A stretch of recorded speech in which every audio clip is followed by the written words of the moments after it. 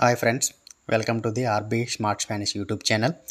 ఈరోజు మీకు నేను కొన్ని వర్డ్స్ మీ ఎలా ప్రొనౌన్సియేషన్ చేయాలి అని చెప్తున్నాను. స్పానిష్లో మీరు అబ్జర్వ్ చేయండి. ఇప్పుడు మన హౌస్ ఉంది, ఇల్లుని మనం స్పానిష్లో కాసా అని పిలవాలి. ఇల్లుని స్పానిష్లో కాసా అని పిలవాలి. తలుపు డోర్ని మనం స్పానిష్లో పుయర్తా అని పిలవాలి. తలుపుని పుయర్తా అని పిలవాలి. కిటికీ విండోస్ని మనం స్పానిష్లో వెంతానా అని పిలవాలి. ఫ్లోరల్ అయితే వెంతానాస్ అని పిలవాలి. కుర్చీ మనం కూర్చునే కుర్చీని స్పానిష్లో సియా అని పిలవాలి. చైర్ని సియా అని పిలవాలి. బల్ల మనకు టేబుల్ని బల్లని మేసా అని పిలవాలి. స్పానిష్లో బల్లని మేసా అని పిలుస్తాం స్పానిష్లో.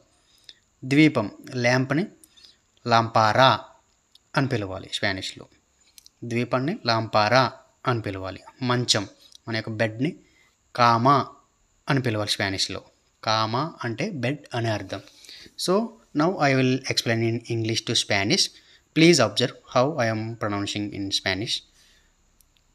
House we should call as casa. Door we should call as puerta. Window we should call as ventana.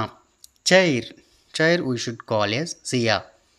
Table we should call as mesa. Lamp we should call as lampara. Bed we should call as cama. So we have to pronounce like this in Spanish.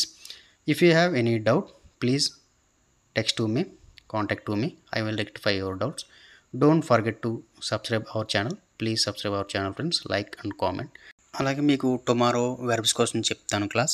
ఆ వెర్బ్స్ని ఎలా conjugate చేయాలి, ఏ వెర్బ్ని మనం ఎప్పుడు use చేయాలి అన్నదాని కోసం కూడా నేను tomorrow class 2 నుంచి స్టార్ట్ చేస్తాను. Bye friends.